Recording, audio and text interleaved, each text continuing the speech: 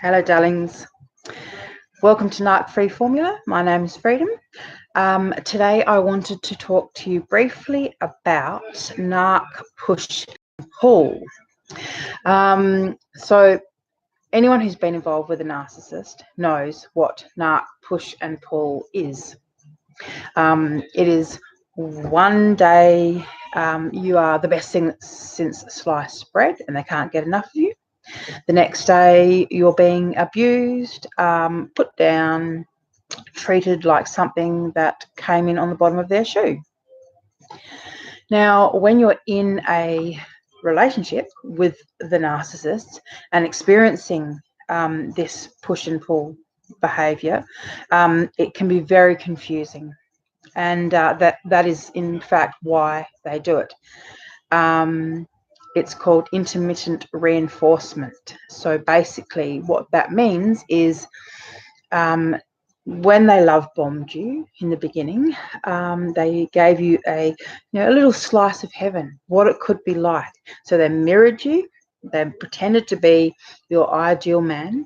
They mirrored the way you loved back to you. So you thought you were experiencing something real and had a real connection. And then, as the devaluation started, they would start with the put downs, take away all the loving, but occasionally, usually when you're about to walk out, but when they're pretty perceptive, so when you're kind of at breaking point, they will throw the dog a bone. They'll give you a little bit of love. They will take you back to the love bomb phase. And this is what is called intermittent reinforcement, because it's reinforcing these kind of patterns of behavior, and it makes it harder to leave because you become trauma bonded over time. So every time there is fights and dramas and trauma, every time that you go back to the person that abused you, it's reinforcing in the brain these pathways to what then seems normal behavior. But obviously, it's not normal behavior by anyone's imagination. So this is when you're in the relationship. So what about when you're not in a relationship any longer with the narcissist? And why is it that they still play the game of push and pull? So, for example, I'll personalize this. So in my particular situation, my nex fluctuates between these kind of two states of being. So he either is maintaining the lie that I'm the love of his life, and that that he'd come back if I would take him back, and and that is the side of him that will send wedding anniversary messages, and even though we're separated, he's with someone else, or send love songs, or that talks to me in a certain way, where, as I said, he pretends that everything is just the way it always was. So he fluctuates between that state of being and then to being highly abusive and flaunting, and this is the other thing, and flaunting the new supply in my face, and in an attempt to hurt me. So that's the kind of push and pull that you experience outside of the relationship. So you may be confused because, for example, you might not have heard from them for months, and then all of a sudden they're blowing up your telephone and sending you text messages and wanting to get back together and being all loving and acting as though nothing ever happened. And the thing is, people do fall for that. People do end up going back to the narcissist because they believe the bullshit and the hoovering.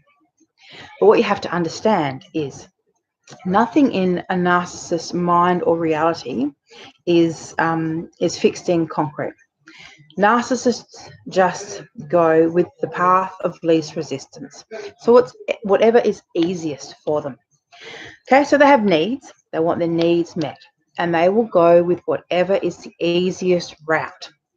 Okay, so if you have two people, for example, one person you have to work a little bit harder, the other person just gives it to you, what you want all the time, gives you that supply continually. Well, obviously they're going to go with the easier one. Well, that's because that's what narcs do. They don't value the same kind of things that the rest of us do. They don't value people who, I don't know, have ideals and morals and values and self-worth.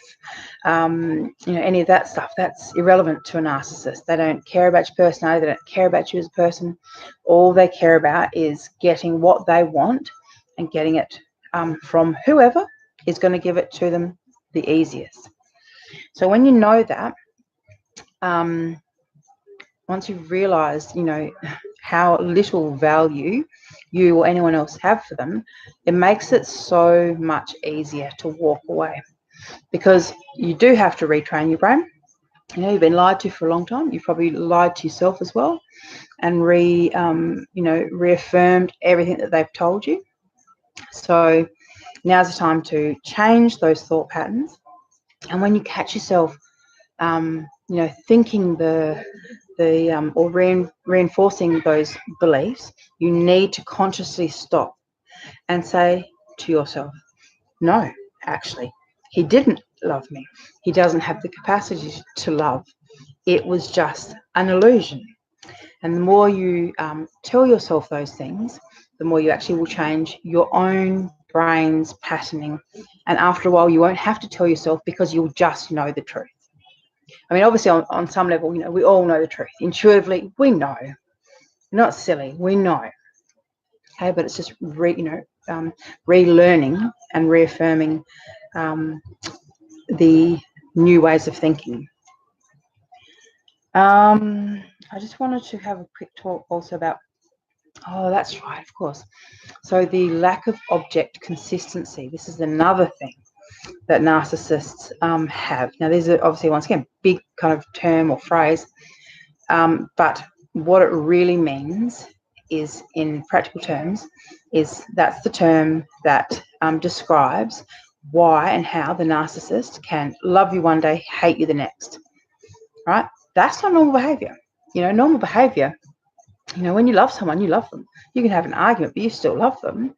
Whereas with a narcissist, they love you until you're having an argument with them, and then they hate you. They absolutely hate you. They want you dead. That kind of hate. Okay, this is a lack of object consistency. Kind of goes back to a childhood thing, and to do with parents and bonding, the child bonding with the parents. I'm not a psychologist, and I'm not going to go into all of that. Plus, I also don't think any of it matters. The why doesn't matter, because in actual fact, I'm more focused on you as the victim and survivor than the perpetrator. I don't care about their whys. All I care about is getting women safe and away from predators. Okay, and narcissists are exactly that. They are predators. So yes, when you're getting the push and pull, understand that that's not something that healthy people do. And also understand that there is no plan in a narcissist's life. Every single day, it could go one of 10 different ways for them. I mean, they've cast such a wide net. They throw out, as many hooks as they can in a day and see what is easiest to pull in. And that's the way they're going to go. So, you might think, for example, so some people, who are in a relationship with the narcissist, they think that they're loyal. And they think that, because, they're usually telling you that they are loyal. They're good at telling you what they want you to believe. But the reality is they don't have a loyal bone in their body. And if they can pull in something that is easier and still get them what they want, you're gone. Your relationship's done. They will walk out that door without even a look in the rearview mirror on the way out. They do not care. Doesn't matter whether you've got kids. They have no loyalty whatsoever to anyone or anything but themselves. And so, for example, when he's off with his new supply, right? And everything's great with them, and it's, oh, yay, you know, and he's telling her, you know, we're going to be together forever and blah, blah, blah. You know, at that exact point in time that he's saying that, he might even think it, maybe, or he might just be conning. Who knows? But, you know, there's a whole lot of future faking going on, because the reality is the next day when they argue, he automatically goes back to, oh my God, my wife is actually the love of my life, and I have lost my wife. You know, so, and neither of those two things are true. I'm not the love of his life. She's not the be and end all in the near future. You know, we're both just people that give or gave a narcissist what they wanted. And the second that she stops, or someone does it easier, is when she will realize that everything that I'm saying is true. But, you know, hindsight's always been a bit of a bitch like that. I wish someone would have warned me, you know. I really, really do. I mean, the new spy can say whatever she wants about me, but I wish to God someone would have warned me, because it might have saved me 14 years of my life. Because now that I'm on the outside of it and seeing just how little anyone actually matters to a narcissist, I mean, it's quite mind-boggling, really. I think absolutely mind-boggling.